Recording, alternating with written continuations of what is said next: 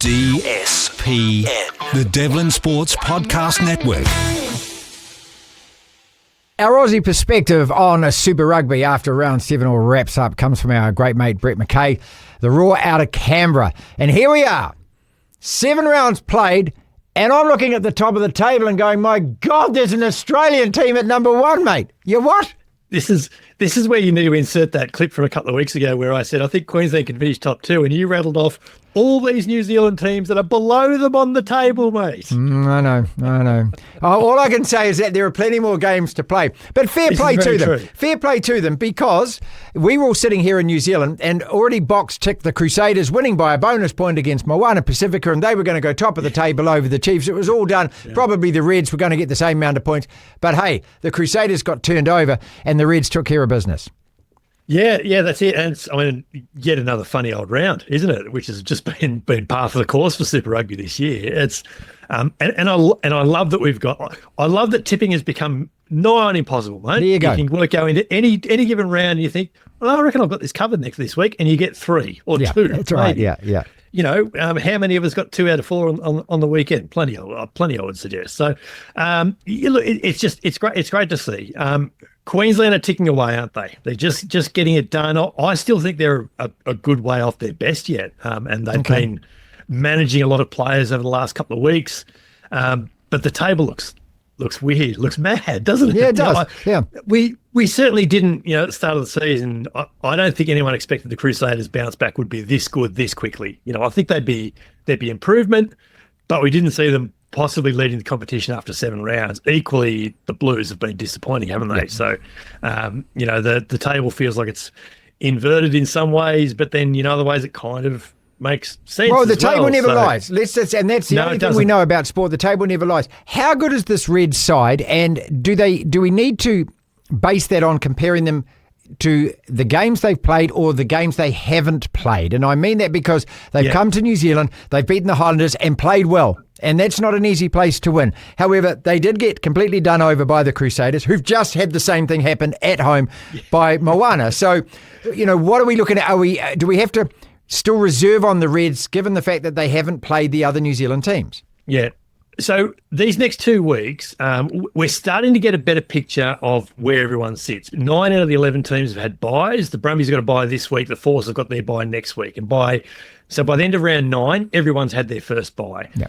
That's finally going to get us on some degree of level playing field. I think the other giveaway is points differential, plus for and against. Okay. So right at this point in time, there's only 5 teams with positive for and against records. Crazy. And that's the Reds, Chiefs, Crusaders, Brumbies, and the Hurricanes, funnily enough. Now, the Brumbies are plus 6. They've only just sort of gone positive again the weekend, beating the Highlanders, beg your pardon. The Queensland, the Crusaders, the Hurricanes are all about plus 30. The Chiefs are plus 60. So that's a reasonable guide, I think. We can start getting a bit of an idea on that. As I mentioned before about the Reds, they have been managing players. So Rugby Australia has got all 4 Australian teams. They've identified a list of players of national interest or whatever it's called, and the list must run to about 45 or 50 names from like what I can tell. Rugby, because, yeah. Well, the Brumbies had to suddenly rest Ryan Lonergan and Luke Reimer on the weekend, and Ryan Lonergan's featured in a lot of squads but has yet to play a test, and Luke Reimer's played 1. So. Well, Lonergan's playing bloody well this year, mate. I should imagine that he'll get a jump. He's going really well. So that's 11 players I think the Brumbies have had to rest. The Waratahs and Queensland are going to be a lot more than 11, so we're very quickly upwards of 50 players there. Queensland are getting through their resting periods now. They'll start building their team back to first 15, if you like. So I think this weekend coming, they go to Hamilton to play the Chiefs, and we'll get a pretty fair idea of I think where both teams are. I think we know where the Chiefs are, but I think that's going to be a really, really good contest, and the Reds will go over there with plenty of confidence because, of course, they would. They're playing pretty reasonable rugby at the moment. Where exactly are the Brumbies at, Brett? 4-3, and look, they've beaten the Drua twice. They've beaten the Blues away when before the Blues were bottom of the table. They lost to the Chiefs, but that scoreline blew out a little bit at the back end. I still feel, and I was arguing with Lachlan about this before, I still feel that I don't know, that to me, they're still the best Australian side. I don't know why I think that. Maybe it's just because over years they've been the best Australian side. Is there more to come from that team? Yeah, they'll certainly hope so. They've been up and down. No, there's no question about that.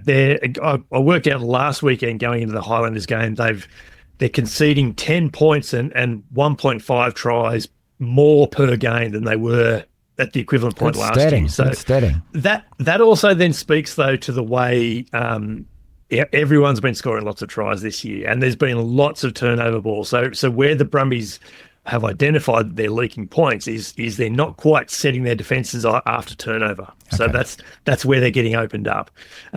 It's a fair question that you ask. I going into the season, I sort of expected that Queensland would be the best Australian team. You did say that, yeah. Queensland and the Waratahs, they certainly gained from the demise of the Melbourne Rebels. The Brumbies only gained 2 players from the Rebels, and that was partly for the fact that by the time the Rebels' decision had been made, and all these guys start saying, well, we want to go to Brisbane, we want to go to Sydney, the Brumbies already had 30 or 31 players contracted for this year, so they didn't actually have a lot of room to be able to go after players, even if they wanted to. So they didn't really gain a lot from that. So I always had the feeling that their squad was staying pretty similar. They'd be there or thereabouts, but there was every chance that the Reds and maybe even the Waratahs could go past them. The Queensland is certainly showing that. The Brumbies, they're scoring plenty of points. They're still the most or second most tries scored in the competition after 7 rounds. So they've certainly got points in them. The problem with this year for them has been they've also got points against them. And even on the weekend they had a bonus point sewed up. Highlanders score late and it's gone. And bonus points is another one this year, isn't it? Here's a stat for you.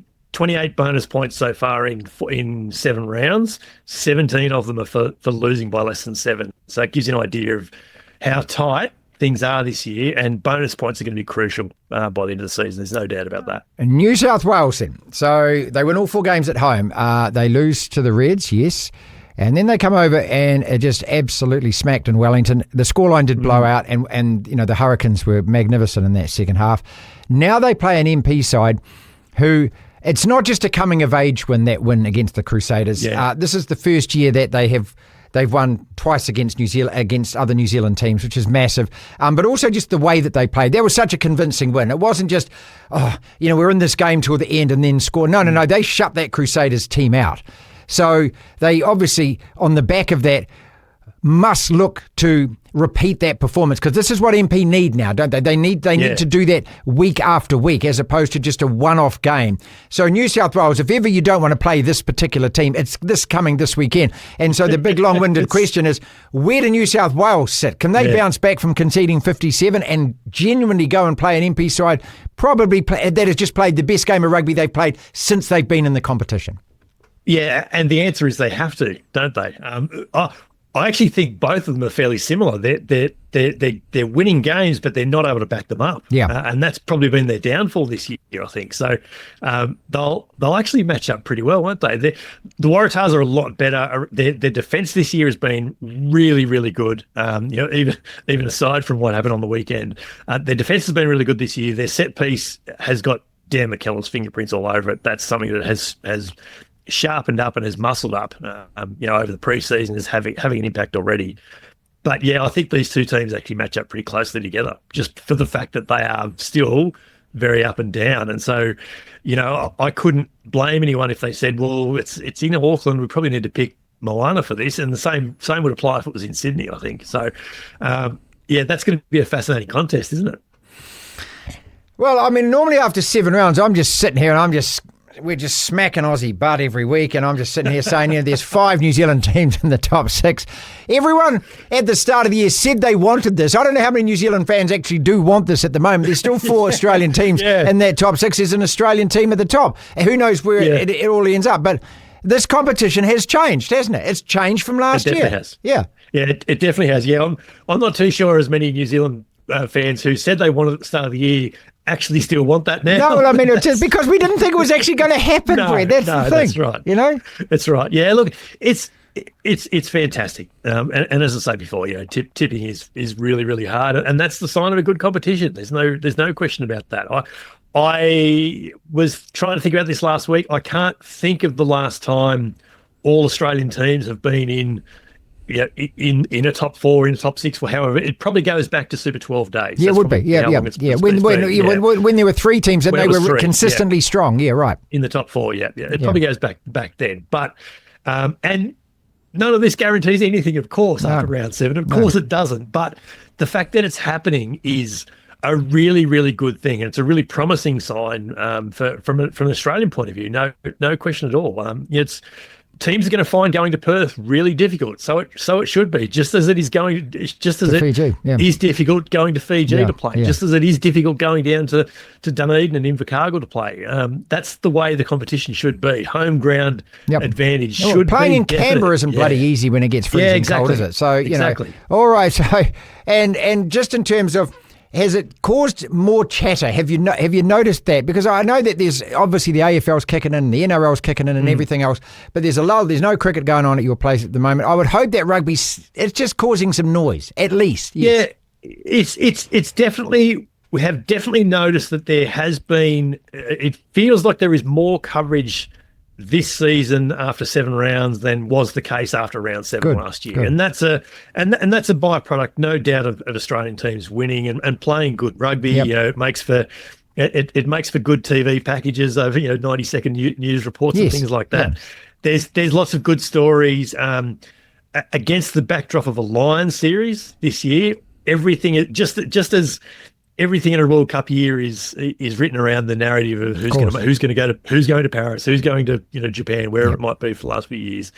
The Lions series has added that same narrative this year, so everything is viewed within a Lions series lens. And I'm in the middle of knocking up a column at the moment for Rugby Pass talking about a couple of bolters potentially from Australian teams. So everything is being viewed differently this year, no doubt. But all of a sudden, as I say, there's articles and stories being written in the News Limited press, and Fox Sports News are showing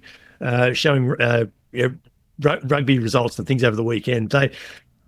Those particularly the News Corp articles, since they lost the rights a couple of years ago to Stan Sport and Channel 9, their coverage of rugby has been minimal to reduced. None, basically. Yeah. If there's a scandal headline, they get right into that. Otherwise, they do not care. Suddenly, they care again this year. There's a definite increase in the amount of coverage that we're seeing and hearing, and that's a good thing. So slowly but surely, rugby is starting to have. And crowd numbers. Finally, crowd numbers are coming up. We're seeing 20,000 regularly in stadiums.